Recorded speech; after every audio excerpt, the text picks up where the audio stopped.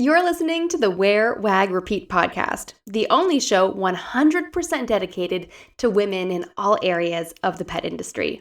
I'm your host, Tori Mystic, and today I am excited to bring you a solo episode, and I'm going to be sharing something that I originally learned about in Marie Forleo's B School, and I was recently reminded of it while I was reading the book We Should All Be Millionaires by Rachel Rodgers. Has anybody read that book? It was really good. I enjoyed reading it while I was in West Virginia on a little adventure trip with the dogs last week. I just read it from morning until night, and I finished it in a few days, and I'm just so energized and excited. We should all be millionaires. And in this episode, I'm going to tell you exactly how. Just kidding. I'm going to tell you a small morsel of an idea, and then hopefully we can all turn it into being mega millionaires. All right, are you ready? So I'm going to explain how to identify your natural talents and make a list of all the life-changing things that you do in your business, because I know that you do. And then I will share some of the personality tests that you can take to learn about your strengths, your natural strengths. And I'm going to tell you exactly what my results said because I did these tests a couple years ago when I was first going through B School. And actually, I kind of want to redo the test because it says that your results can change as you get older and have different experiences. But I'll tell you what they said for me a couple years ago. And then finally, we are going to look at how you can harness your natural strengths to dive deeper into your zone of genius and turn your business into a multi-million-dollar business, basically. Your zone of genius is the combination of all of your best talents, skills, and strengths. So this is where everything in the beginning of this episode, in the middle of the episode, it all kind of comes together into your zone of genius. And I'll get into more of that later. So this book, We Should All Be Millionaires, it's all about growing a $1 million business or a multi-million-dollar business. And one of the things that Rachel talks about in the book is looking into what you can provide of value. So she actually has a couple of examples in the book that are pet industry related. So I'm going to share some of the examples that I actually read in the book. So if you're not already sold on reading this, hopefully you will go pick it up. I got it from the library, but it is available on Audible if you like to listen to audiobooks. And the links for it are in the show notes. Of course, you can always find links to anything I talk about at wearwagrepeat.com/podcast. And sometimes I can fit a few links in the actual show description on whatever app you're listening to this right now. So here's some of the examples that Rachel provides. So if you're looking at what kind of value you can provide to your customers, if someone's puppy is chewing up their shoes, she actually said they're $400 shoes, and dragging them onto the ground on a walk because the dog is pulling on the leash so hard it knocks them over. If this person is having this kind of a problem with a new puppy and you're a dog trainer, you can provide a ton of value to them by helping them train their puppy. And in fact, you're not just training their puppy, you're actually changing their life. You're transforming their life from stressful and chaotic and expensive to something that is peaceful, that works perfectly. Well, I know nothing works perfectly with dogs, but you are totally transforming their life from something of stress to something of joy. And if you're not a dog trainer, I want you to think about what can you do in your business that changes someone's life. If you're a content creator, you can change someone's life. Maybe you share about a pet-friendly adventure that you went on with your pet, and one of your followers sees that, and it changes their life when they take your advice and do the same trip. Maybe it's just like their greatest memory with their dog ever. Maybe something amazing happens to them on this trip. Maybe they never thought it was possible to vacation with their dog before, and you inspire them to do it, and you totally change their life. It is possible. What about if you are making pet treats or accessories? Think about how your products can be part of a life-changing experience to those pet parents. Are your products easier to use than other products? Do they make their life easier and better? Or do your treats actually get their picky eater to finally enjoy eating? Or do you make bandanas and you have a print on there that is, I don't know, tater tots, and that is their dog's nickname, and they can't believe that they actually found a tater tot bandana for their dog Tater Tot, and you've totally changed their life. So you can see there are so many ways that you can make an impact, and there's tons of books that will go on and on about this. I think there's a wonderful book out there called Super Fans, or 1,000 super fans or something like that. I will try and put that in the show notes. And if anyone knows what I'm thinking about, please send me a DM, but I will look for the link for that. And one of the best ways that Rachel lays out in her book about the best way to really provide something of value that's going to be life-changing to your customers is to harness your natural talents. I know that there are things that come so naturally to you that your customers or your audience might struggle with. So maybe it is how you can communicate with animals. Maybe you actually do talk to animals, or maybe it's just how you can kind of communicate and really get in there with a dog who's having some behavioral issue, and you can really figure out what the problem is and help them so much.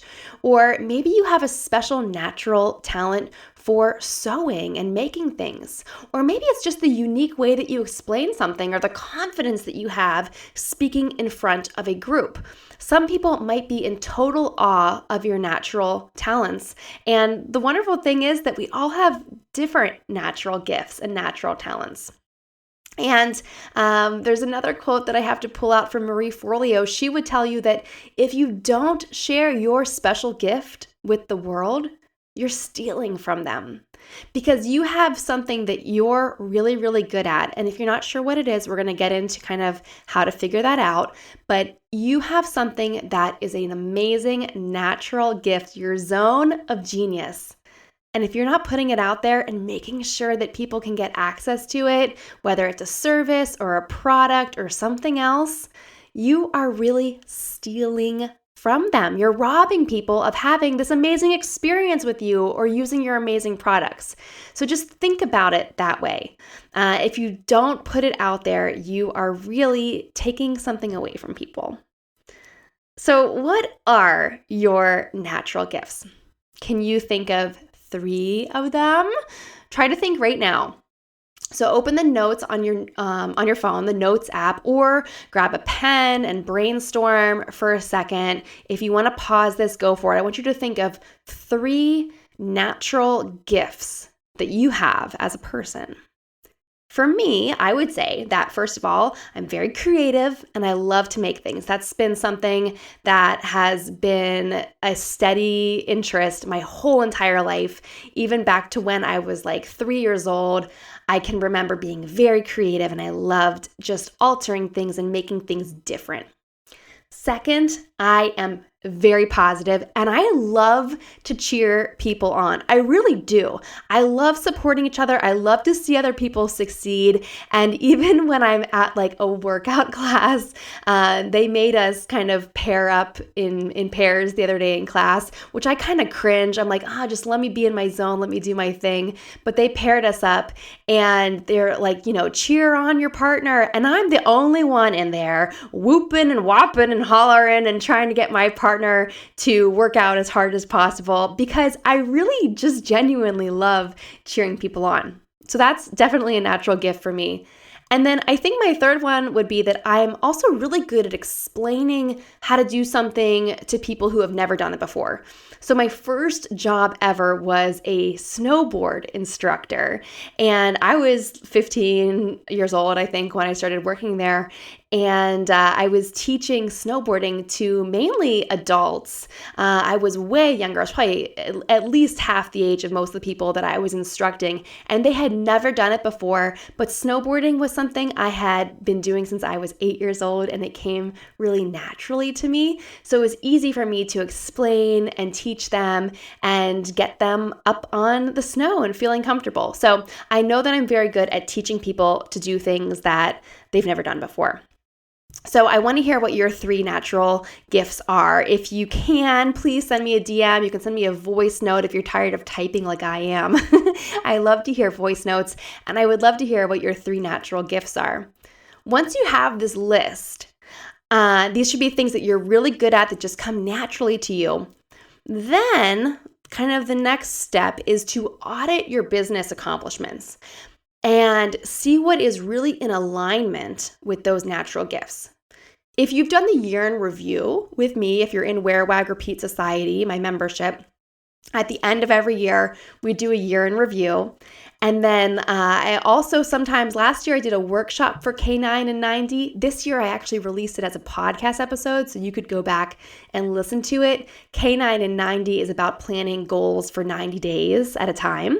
And both the year in review and K9 and 90, they ask you to kind of go back on the previous year and look at all of your accomplishments and make a list. So if you did either of those things, you probably already have this list somewhere. Hopefully you put it in your phone or in your Dropbox or Google Drive or something somewhere so you can look back on it. But if you don't have a list already, I want you to write down everything, small or large, that you have done that has delivered great value to your customers. And you can do it for the last year, or if there's something from the last couple of years that really sticks out, go ahead and write that down too. There's no time limit or expiration for giving people a great experience. So you can write down anything that you want. I just want you to brainstorm, this was something that just I could tell, we were really in flow when this happened, and this made a big impact, and this person was so happy. Personally, a little tip here is that I like to screenshot any complimentary nice messages that I get from my followers or my customers or my clients or my members, whoever. I screenshot all of that and I put it in a special folder in my camera roll. I've actually even printed out some emails, and if you know, I've told you if I printed out any of your emails, and I taped them to my wall to remind me of what an impact I make. I'm just so touched. That has to be my favorite part of my job, is hearing that something I shared or something that I created or that I did made a positive impact on your life. So if you want to tell me about that, it really does make my day and make my year. And so when I'm going through and looking at, what did I do of value that was maybe life-changing for someone, I can just go back and look at my camera roll. I have a whole album of screenshot messages from people saying, you inspired me to start my business, or you inspired me to become an influencer, or you inspired me to launch this product, or pitch myself to a podcast, or just get my first client, or whatever it is. I am so excited, big or small, whatever it is. It's really wonderful to have that record of what I've done that's made an impact. So I want you to do the same thing. So if you have any messages like that, screenshot them. If you don't, that's totally fine. It's, I think, kind of rare for people to just unprompted send you messages telling you how great you are. I'm very lucky to occasionally get messages like that. But if you don't have those, that's totally okay. Or if your business is new, you can still think to yourself, make your own list of the accomplishments in your business that have made a positive impact. The next thing we're going to look at is the zone of genius. That's right. We are at the zone of genius part of this discussion. Now, you might have heard of this. I feel like zone of genius is a word that we hear tossed around all the time.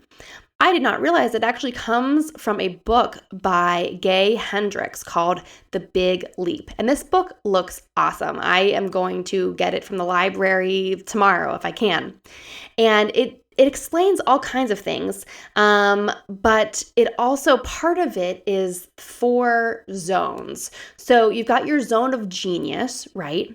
But then you also have your zone of incompetence, your zone of competence, and your zone of excellence, and then finishing up with the zone of genius.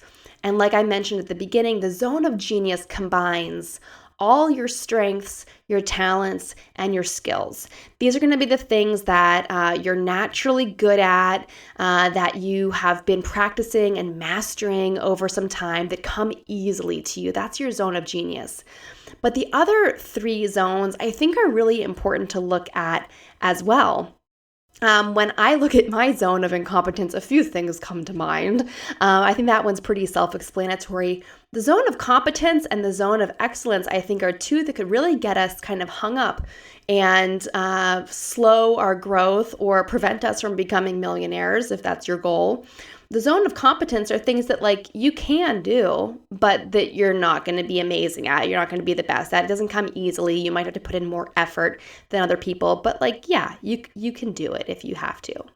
And then the zone of excellence is things that you actually are good at, but it's just not in your zone of genius. It's lacking something. So maybe it does tap into a skill that you have, but not your strengths, or it taps into a talent, but not your skills, or something like that. So these are things that you can do a good job at, but they are not your zone of genius. So we really got to zero in and tap into your zone of genius. And then you're really taking your natural gifts and maximizing them. So for example, this could mean taking something that you're already really good at and getting even better at it. That's what we're talking about here. So, for example, I love to have examples. Let's stick on this theme of the dog trainer. If you were a dog trainer, that might mean taking additional certifications in some specific thing that you're really good at, or maybe learning how to be a better public speaker to help you communicate in group classes or seminars. And that would be if your group classes and seminars are already doing well and you want to get even better at it. So the zone of genius is not looking at stuff that's not good that you want to improve. It's looking at the stuff that you're already really good at and becoming like a freaking expert at that thing. Now, if you're a content creator, and these are just kind of the 2 examples I chose for most of this episode because I can't talk about absolutely every niche in every episode. So for today, it's dog trainer and content creator. If you're a content creator and your natural gift is photography, tapping into your zone of genius would be getting even better at photography. So maybe that's learning new editing skills, renting better equipment so you can really play around and take some amazing photos, or taking a class just to improve your skill set. So if you're great at photography, become the expert in photography. Don't try to improve your copywriting because your natural gift is photography, okay? It is all about enhancing what you're already good at and what is already working, okay? I feel like society and just school, when you're in school, it's always oh, you got to get everything up to an A. And really, if school was to follow the zone of genius method, I think they would let you kind of have a couple classes be a C and just focus on the one that you're really good at and make that one an A+. But I am not here to reform the school system. I'm just here to help you make a profitable pet business. I see so many people doing a business audit and they identify the thing that isn't working and they'll say, oh, I really need to work on that more. I need to spend more time marketing that. Or I need to redesign my website because that's why people aren't buying this thing. Everyone's buying this thing, but not that thing. So I got to change this. I got to change that. That kind of thinking is not going to grow your business. It is going to distract you away from your zone of genius. Instead, in the business audit, I want you to look at what is going so well. What is going just like easy, breezy, beautiful CoverGirl, right? And I want you to work on making that even better. And maybe you quit the stuff that isn't working. That's what I'm going to be doing in my business this year. I am really focusing on harnessing my natural talent at explaining, teaching, and cheering you on by expanding on my educational resources. So I posted a reel the other day outlining a bunch of the things that I'm planning on adding in this year because I've realized that's my zone of genius and I really need to lean into that. My zone of incompetence, on the other hand, remember those are things that you are not good at and that do not come easily. My zone of incompetence is a lot to do with my online store, and that's why I am going to be closing it this year.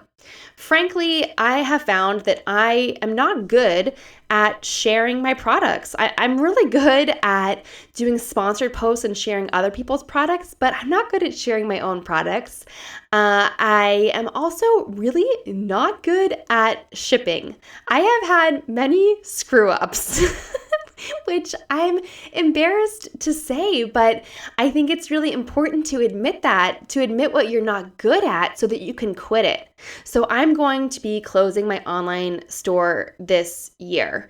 I might keep some of my print-on-demand products in some other capacity on my own website, but I want to get rid of my Shopify store because it's just not my zone of genius, is what I have found. Nothing about my online store taps into my strengths. So let's talk more about our strengths. The great part is we all have different strengths. So I know that some of you have a zone of genius that is e-commerce and shipping. So that means that I don't have to do it. I can just direct people to you. So thank you for that. Now, what if you don't know what your natural strengths are?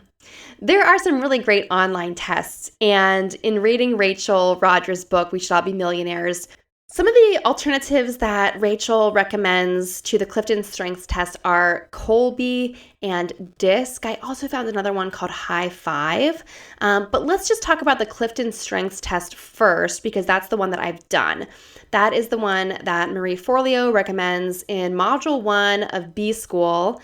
And these are my results that I got a few years ago when I did this. So this is a paid test. You can pay, I think, like $50 and get this full-blown explanation, or you can pay $19 and get your top 5 strengths. So that is what I did. I didn't really want to have a bajillion things to look at and get overwhelmed. I really just wanted to know what my top 5 were.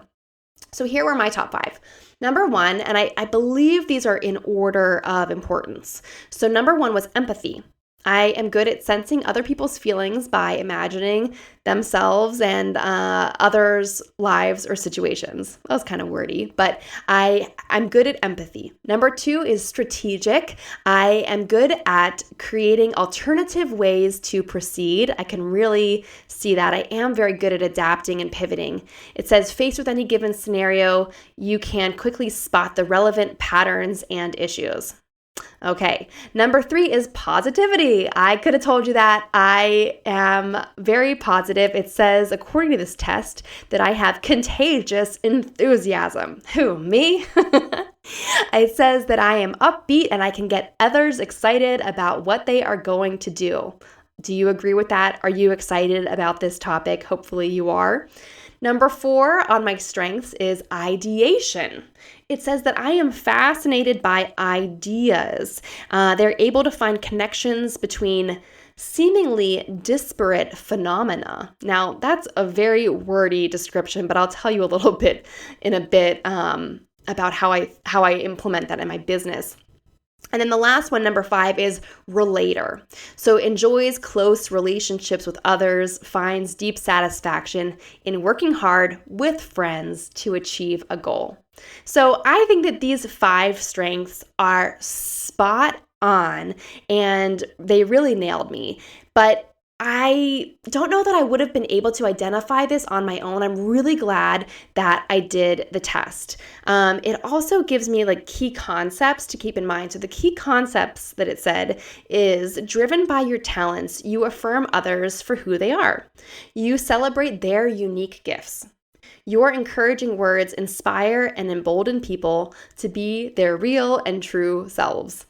Now, if this was not just like an automated test telling me this result, I would just be blushing because I just feel like that's such a nice thing to say. But I really encourage you to take this test. So Google the Clifton Strengths Test. And again, the links are always in the show notes at wearwagrepeat.com/podcast.